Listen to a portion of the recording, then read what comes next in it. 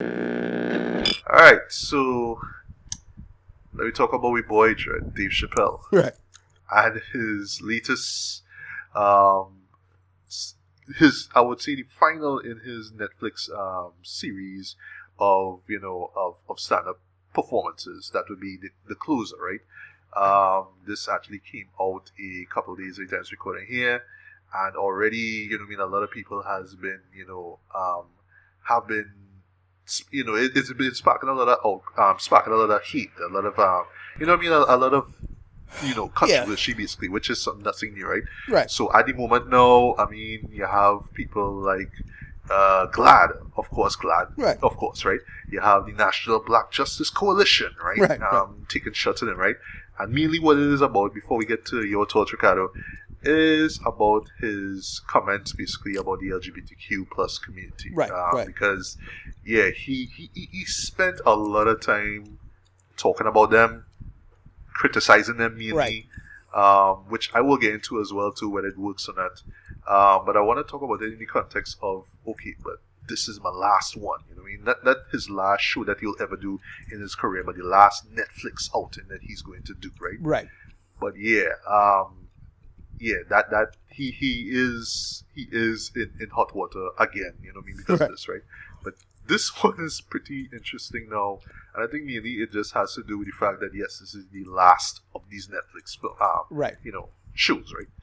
So as we've done before, I mean, because the last we actually covered Sticks and Stones in Sure. when it came out last time, which we enjoyed for what it was, but it was the stuff that he brought up as well too that was quite intriguing to us, right? And one thing, I actually like re-listened to that episode, and one thing I remember myself seeing, or was reminded of myself seeing, was how he was just able to say, what, we always are quick to jump on bandwagons, like, oh, this celebrity did this, so we should hate on the celebrity for doing this, right?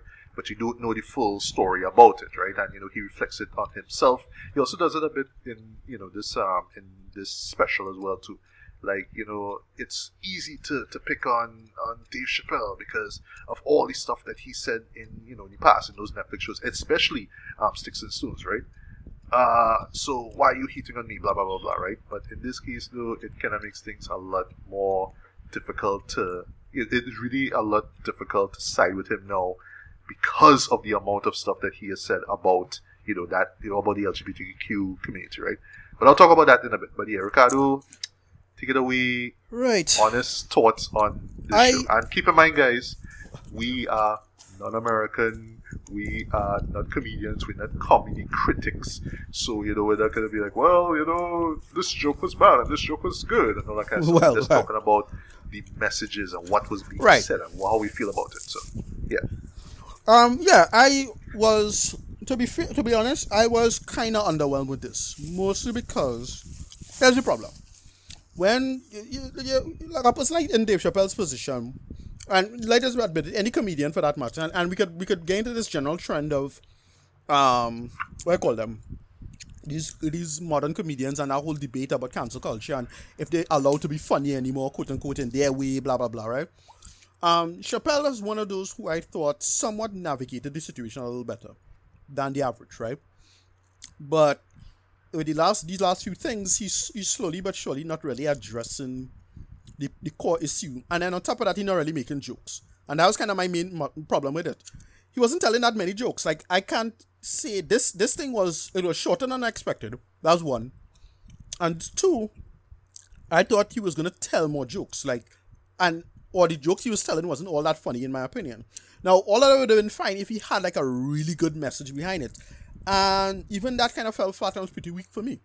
Um, I was kind of underwhelmed to be honest, because he wasn't really telling that many jokes, and he wasn't adding to, let's just call it, the discourse, right?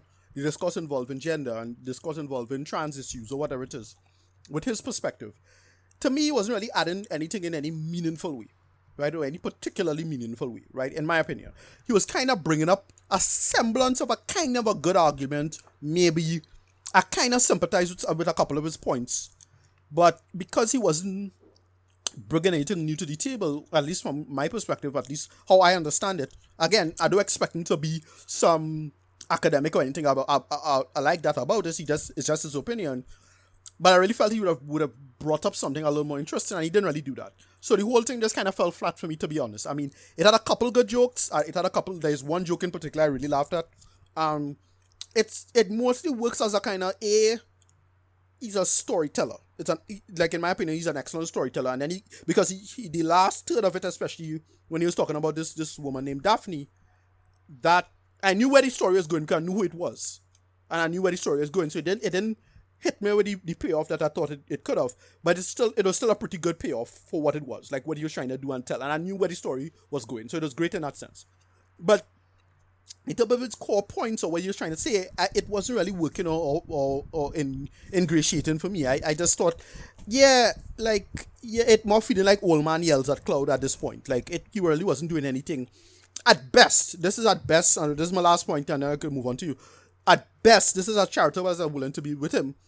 He was trying to make something like maybe resembling what you call a master's tools argument, right? If you know where the term master's tools come from, I forget who the person is. I think it's Audre Lorde, but the line is something along the lines. And I think this is how I understand the argument in context is that you cannot use the master's tools to dismantle the master's house, right? Interesting. Right, I kind of understand where you're coming from, because when you're making the comparison of, say, black issues and black struggle and black, society progress or whatever, and you're comparing it to the LGBT issues, I do think that a lot of LGBT issues worked or sped up as fast simply because, white people was involved. Like, he makes the argument that it's still about race. And I understand where you're coming from. But to me, it just felt... But that's still a really gross oversimplification of the situation. And, gay rights was pivoting off of black civil rights and black civil struggles. And it had to come full circle that way. So, he wasn't really making that good of an argument. But I get where he was coming from. Because he does rightly criticize a lot of white feminism, a lot of the Me Too movement. I fully agree with a lot of those talking points, kind of. I get where you're coming from when you talk about, you have to get off the bus, as they say, don't cater to the power structure because you're still catering to it. That is the closest I'm being to it. But I felt he didn't really make any argument. He was a little too clumsy, which I wouldn't have cared about if he did make some jokes. And he didn't really tell that many jokes. And I was like, I wasn't into this one, to be honest. And yeah, that was just how I felt about it. I felt he could have, if he told, either he had to pick one or the other, either make a really, really great argument about the talking points you're making, which I felt he didn't do, or tell great jokes, but you're not really making the best argument, which would have been fine too. Like, if he did one or the other, fine, but we didn't really get either. And that was kind of my issue with it. And that is why I was generally underwhelmed. But even though I still enjoyed it. I still enjoyed it for what it was we were trying to do, especially that last third. Right, and talking about this person named Daphne, I get where he was coming from. Like, okay, I now understand how it comes together and what he was trying to do with it. But I was a little underwhelmed, mostly because it had their jokes. That was my problem. Like, I don't know what was to pull from now, to be honest. I don't know, I'd probably have to give it a rewatch maybe to see what it is other people seeing, and maybe I missed something or not. But I couldn't get into it as it was. All right, I understand. Yeah. Well, for me, I actually gave this a rewatch. I actually watched it this morning at the time I was recording it. Right. Because I took it in the night before, right? Right. And I'll admit, I was a little tired because, I was just catching up on other shows, right? So, some of the jokes, some of the points just sort of flew past me, and, because of the direction of the show, of the special in particular, kind of just had me a little tired. I was just like, okay, well, this is all we get, okay, right? But then watching it over again, I could kind of see what he was trying to do, right? So I'll explain, right? So I understand that, yes, and this is not me defending the guy. I just stating what it is I noticed, right? And what I think works here. Yeah. I do get a sense of finality in this. I Right. do get Yeah. a sense that, okay, I'm just letting y'all know this one time, just clearing the air on this, because this is the last time I'm going to talk about this, right? I get that, right? And I do like how he was able to bring up certain things. And then relate them to other stuff later on. So, case in point, there was this, probably one of the most infamous moments on the special, him bringing up the baby. Right. Yeah. So, because he could have just said, oh, you know what I mean, he said the wrong thing and blah blah blah, right? But then he brings up a real life incident where he actually Right. used the firearm. That's all we'll see, right? Now, basically, what he was saying about that to me makes sense, because really, what Chappelle does very well, especially here, is kind of show the hypocrisy, right? But Yeah, exactly. it's almost to the point that he has to show the hypocrisy of everything. Like Right. everything is, there's always some sort of hypocritical aspect to the things that we are Right. complaining about, right? So Right. here in particular, it works. It works. Yeah. Again, I am sympathetic to that kind of, like, I get it. Like, I understand where you're coming from with a lot of that. Because yeah, he's just straight up here, like, the baby killed a guy, and no one, his career never flourished. Yet him saying something about gay people and something like that is like, oh well, that is somehow gonna kill his career maybe. And that was kind of weird for me as well. It's like, what is we complaining about with the baby exactly? Right. That's what I was gonna bring up there. Yeah, exactly. That's what I was gonna bring up, because what he's trying to say overall is, just be like, yes, he's seeing these things and they may come off as crass or they may come off as offensive to you, but it's art now. Just kind of dig beneath the surface, and see what he's trying to say. So what I think he's trying to say now with that the baby stuff is that clearly the baby was not in the right state of right frame of mind when he said the things that he said, right? But if he had some knowledge about the LGBTQ community, he wouldn't come and just accuse them of spreading AIDS. Basically, that's one of the things that he said, right? You'll come off a lot more mature, even though you had 10 beers in you before you went on stage to perform. You'd have said something a lot better than that, right? It just came off like that. So I get that what you're trying to say, right? Also, the idea of judging people, quickly, or people judging you, right? So he brings up the scenario of meeting this woman who talks about his daughter, her daughter, and then realizes that the daughter was transgender, right? And then ironically, him running into that same girl afterwards, and her piece, the mother and the daughter in both scenarios actually just ripping apart, Dave, and letting him know how they really feel about being, about the so-called transphobic stuff that he said years ago, right? So I understand that, right? So I get the sense that, okay, it's about a matter of understanding. He's almost trying to say that, all right, I'm not perfect. I get that. Okay. But, near the end, he would say he's still transphobic regardless, right? Right. And I had to make sure I hear what he said, because he said, yes, I am transphobic, but ... Well, he was kind of... Even before then, he was saying that, I respect, I respect gay people. I respect, people in the trans, in the trans community as well, too. But near the end, he still says, I believe he said twice, I'm transphobic, So it's like, it's kind of weird. But, well, okay, so it was a kind of... All right. To me, it was a kind of... The way you keep saying I'm transphobic, it felt kind of tongue-in-cheek, like, in that sense, because it's a joke. But here's the thing. He does admit to being what they call, quote-unquote, a turf now, right? By the way, that thing sparked a lot of controversy. Right, though. right. Although, maybe you can explain to me, because not what turf means, but why people having a field day because, oh, I'm team turf too. Like, all right. Right. Well, It's basically what JK got cancelled for, quote unquote, right? Yeah. Basically, but basically, here's the problem. He said he's team turf, and what he means by again, his whole thing is that narratives need to come with struggle, and he does tie that into it now. To him, he doesn't think that is a big issue in terms of how we should deal with women's issues and whatnot. And that was his argument about gender. He kind of misrepresents what JK was saying, even though JK is still wrong, but still, it even further than they were saying. He's not really bringing anything to the discourse because he just kind of coming with a lot of ignorance. At the same time, I do still slightly sympathize with what he's trying to do or say. Because, look, in the end of the day, ultimately, and Ricardo and I going to get cancelled too.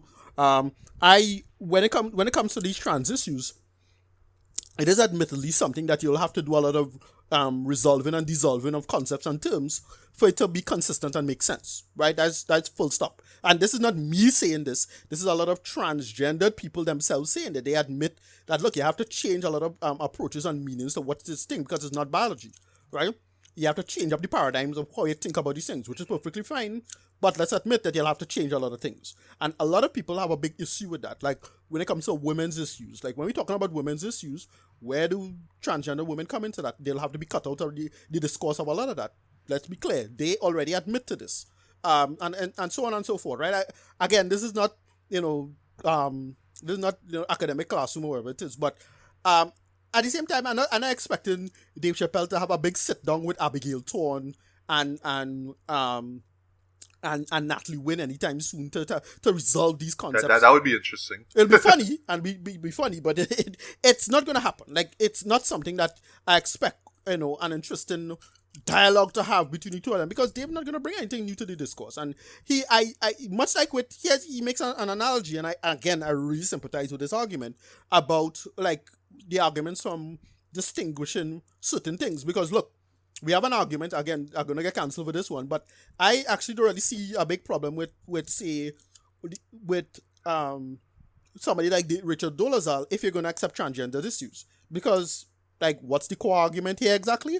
In terms of changing up arguments, you will have to accept one, not the other. There's no consistent thing when it comes to changing of gender. There's no like hard biology behind it. And if you have no hard biology behind it, then you're gonna get into a lot of troublesome arguments about, well, what is you're trying to argue for exactly if it's not a hard biology argument, right? One of the things I used to think was a big core trans issue apparently isn't, right? And this is the whole dysphoria argument. Not a necessary component for being trans. A lot of trans people still suffer from dysphoria, but it's not a necessary component. That is one of those, right? And so on and so forth, right? So since I'm not cancelled anymore, when I'm not cancelled anymore, and people want to have a discourse about this, Chappelle, as I said, not bringing anything to the discourse. I was pretty underwhelmed with him as it is, but I sympathize with a lot of his arguments in terms of struggling.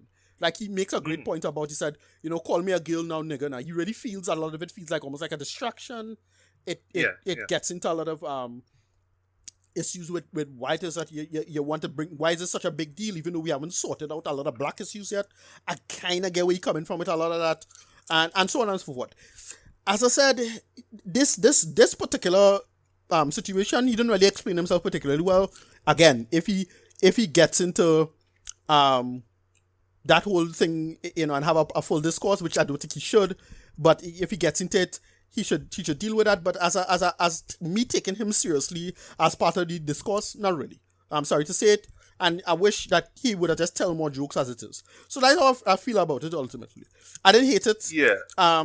I didn't hate what he had to say, but he wasn't impressing me one way or the other. But at the same time, he was making a semblance of a kind of an interesting argument that could be brought up and brought as part of the discourse, right? At least I've not seen it resolved. That's all I'll see. That's how I feel about. Right. Well, here's the thing, right? Yeah. Just to kind of get to just to run through my points, and we'll close, right? I do agree with you that there's lots of there's bits of issues that he brings up, I should say issues that are brought up that could lead to some really fascinating discussions, right? And I get that's what he's aiming at now. You know what I mean? Right. Like, you know what I mean? It's not just me making fun of LGBTQ people, trans people, whatnot.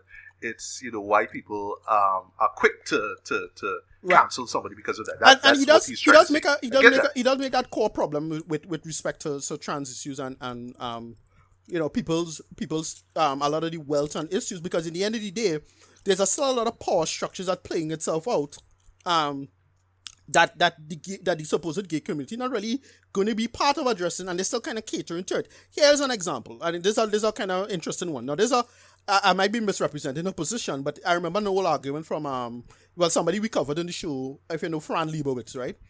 And she made a joke. Oh gosh. This is did she have that? She had a Netflix special that Martin Scorsese. With Martin Scorsese. I need to watch that. Yeah. Right, but she had an old quote, and I think it's a really good quote, because she makes a good point about this. She said, "Why it is that gay people want to be part of the two most oppressive institutions of the modern world, marriage and the military." And that's a really good point. You catering to the system. You don't want to. You shouldn't have to push for marriage to your own. You should we should have the gay rights part, but we should kind of get rid of the marriage part, because you're still catering to a lot of systems of power, sending in the military. Why do we want to be part of the military? What part of that? Why is that part of the argument? We should kind of dismantle the fucking military. Like, it distracting from the argument now about a lot of the big issues now, in my opinion. Because how it comes across in the end game is that, well, we still kind of maintaining the military. Like the military still have a massive budget. It's still have and I think that's where Chappelle coming from, right? He has a probably to me one of the most controversial parts of the special is when he said, "Call me a girl now, nigga." Like that's a good point. Like I think it have a lot of people are gonna be like that. Like, look, we're gonna have transgender things, so and so, and they'll still have a lot of black people and in issues, a lot of people poor and take. And again, it's not an exclusive argument, right? I'm not equipped to have this discussion properly, but I think it's not a particularly exclusive argument. But I think it's still an okay point he's making. I understand where he's coming from because it's still people still catering to power now in ways. Now, and as I said, he ultimately what I think he's making is a master's tools argument, right? There's still a lot of people who claim to be progressing. To me, they're just using the master's tools, and it's ultimately a kind of it's a white feminism thing, right? It's a big white feminism thing that he kind of pointing to. That's my last point on that. That's how I feel about it. I can't, as we could get into some deeper discourse about it, but I don't want to spend too much time in it because I got to move on to next things. But that's how I feel about it. I felt from his perspective and as the special, just judging the special as it is, it's kind of clumsy, to be fair. A lot of it is pretty clumsy for what it is. But right. You know, I dug it for what it was, and you know, I get where you kind of go for, but it fell flat for me. It just felt ultimately flat for me because he doesn't tell that many jokes, and it was just it was more like a kind of inside joke, more like a reference into his friend. Again, the last third is very good of what we was talking about involving this person named Daphne, and I thought that was like the real meat of it, but overall it was kind of weak for me. Rating 6 out of 10, maybe a high 6, maybe a 7, but it's something I need to give a rewatch and see what is he trying to really say. But maybe if I have to dig through what he's trying to say is a problem unto itself. Before he has been incredibly clear and I know what he's trying to do, and this time I have a big problem with what he's trying to go for and do. And as we have a lot more things to talk about. Like he make the analogy to blackface. I really sympathize with that because I understand where he's coming from, right? Even though it is a kind of transphobic argument. But again, it has not been properly addressed, at least not publicly. I might be on the ignorant end of things, so whatever.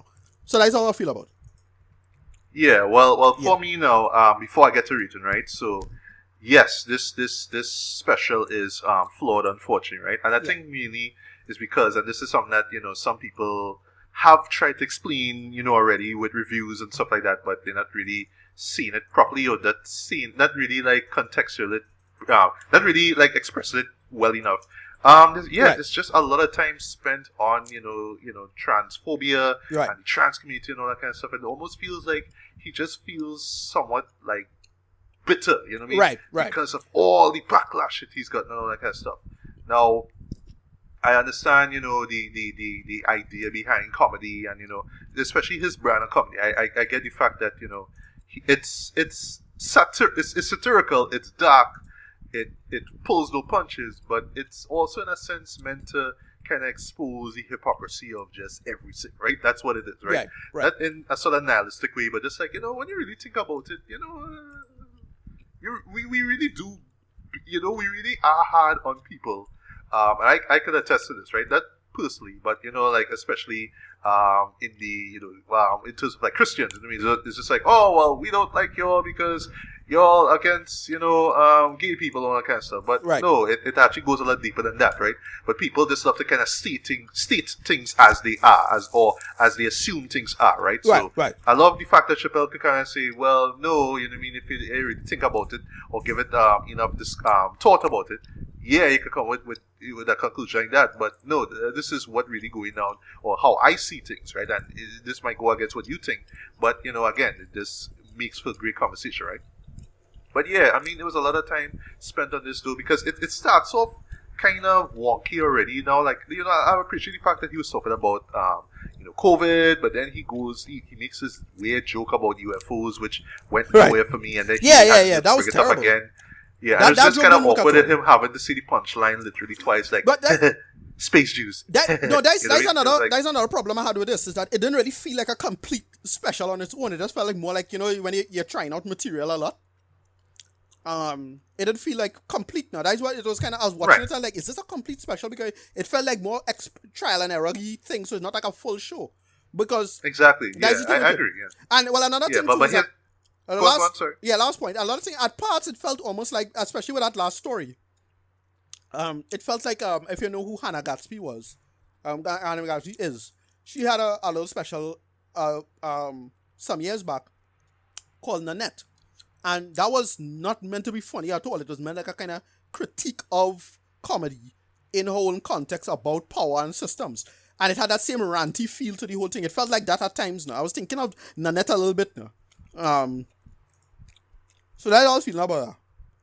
Yeah. Okay. I'll have to look up her work basically. Yeah. But yeah, what I was gonna say, and I do get that he's trying to make a point here, because at the very end he just kind of says, you know what, I'm done with making fun of the LGBTQ. He even goes LMNOP. He kind of says it like that, basically. Just paraphrasing here, right? Yeah. And it kind of comes to that whole point now. But really, why he came to that decision, or why it hits even more when he says it, is because of that final story. I thought that final story was great, though, even though it comes with a very, very, very harsh gut punch, though. Right. That's all we'll see without spoiling. Yeah. Which caught me by surprise. First time I heard it, but listen to it again now, it made a lot of sense. And one thing I really love too is how he kind of calls himself out of his own bullshit. Like he uses the word bitch a lot, right? You know what I mean? But it's kind of part of who he is. It's like, yeah, bitch, with all that kind of stuff now. But I love how he compares it, with a friend of his who he calls, to ask if she wanted to go to the women's march, and how he relates that earlier on to realizing, oh, I'm a feminist. I didn't even know what a feminist was. So, I love how he kind of touches on that now. So, like, when later on he uses the word bitch, it's like, oh, okay, I get, right? Given who the person he was talking about, and how that person would have taken his jokes, basically. That's all I would say, right? But yeah, though, it just kind of started off kind of iffy, and then it just kind of goes on. Okay, well, this is really what this is going to be about, right? And just kind of felt like, all right, this is the last time I'm doing this thing Netflix, so here's what. All this talking about me for the past couple of years or so, now I'm going to get this off the ground, right? And to be fair, I understand that he does not have all the answers. I get that. Okay, right? And even he himself would admit, you know what, I'm not perfect in any day. I just talking shit, but there's a little truth in the shit, but still, I want to learn more. So that's why I could kind of appreciate the stories that he mentioned with him running into the woman who has the transgender daughter and all that kind of stuff. I can understand that. And him kind of understand, oh, I was wrong all along, blah, blah, blah, right? But it's kind of hard now to get that point or make that point known when you keep dropping these references to that's the LGBTQ community as jokes. You know what I mean? Right. I understand. I mean, that's it's vulgar, it's crass, and all that kind of stuff. But it kind of clouds the point that he either wants to make, but he doesn't know how to, or the point that he's making, but you kind of get lost in all the bitch and nigger and all that kind of stuff. There. It kind of gets lost there. So that's how it feels. Like. It's almost like, all right, I'm really trying to tell a point here, but you're still kind of making these jokes about, you know what I mean, and you're not really a man, you're not really a woman, and all that kind of stuff. So it just makes it hard to really latch on to that. Exactly. So yeah, I do agree with you though. It is underwhelming though, but I do see what he was trying to get. I do see like, okay, I do see the catharsis in us. Like he was just trying to get this off there. But I felt like, again, like how you said, before, he wasn't really telling jokes. It was just like almost felt like a rant, basically. Exactly. But just told with different moments and scenarios that are played for laughs. Case in point, the one involving this fight in a nightclub. That was hilarious. That was funny, yeah. But still, it was part of like this overall rant about how the LGBTQ community takes jokes like that, right? Right. But it was like, and you could argue, well, he doesn't know the answers too. But it's kind of coming off like he thinks he knows it. But it just gets lost in all the clutter and all the filler and forfeiture. Yeah. It just felt unfocused. Like, what I wanted to say in closing now,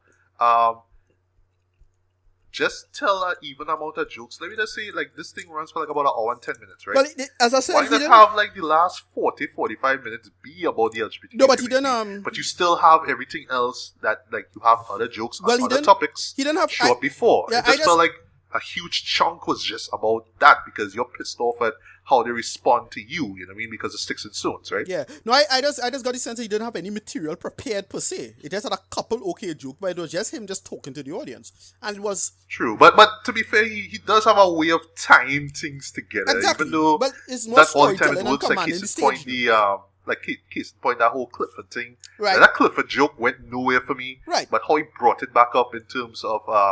You know what I mean? Like you know, the aftermath of, well, sorry, not the club scene, but there's a restaurant moment that happens earlier. So I get what he's trying to say when he brings up the name Clifford again. Right. But still, it's like, well, that's based off of a joke that didn't even land to begin with. So Right. like, why?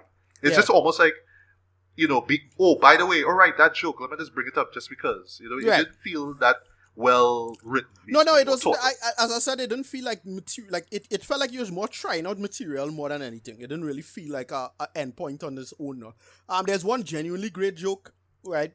In my opinion, which is the impossible meat beyond meat joke. I thought that was a great joke.